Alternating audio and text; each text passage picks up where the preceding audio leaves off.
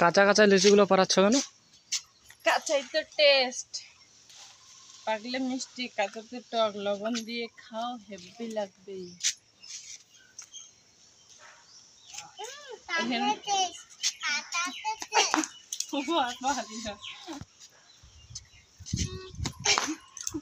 আরে বাবা এইটুকু হচ্ছে কেন?